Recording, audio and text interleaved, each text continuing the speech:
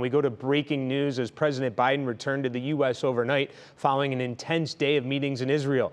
NBC's Jay Gray is live in Tel Aviv this morning. And Jay, the president spent a little less than 24 hours in Israel, but the hope is that he made a big impact.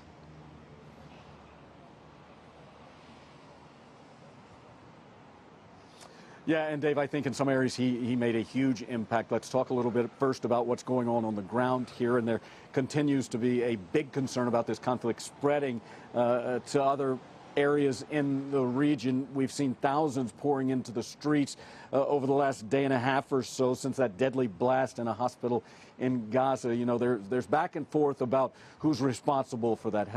Hamas saying that it's the Israeli fighter jets that are responsible for that bombing, and then Israel and now the U.S. saying that they have information that shows that it was a failed rocket launch.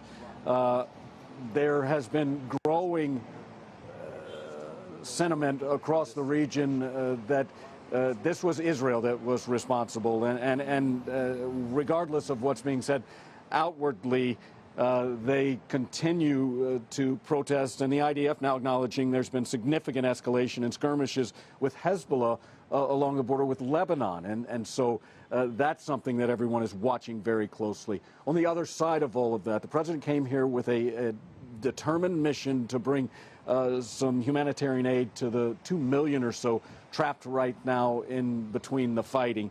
And Israel and Egypt, just after he left this region, acknowledged that they will allow delivery of food, water, and medicine, something that hasn't happened in 2 weeks in that region. They're repairing roads that were damaged by some of the Israeli bombing runs. They expect the first of 20 trucks to move into that region sometime tomorrow.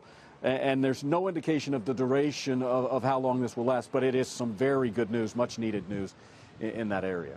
All right, Jay, we really appreciate you bringing us the latest and continue to stay safe. Thank you.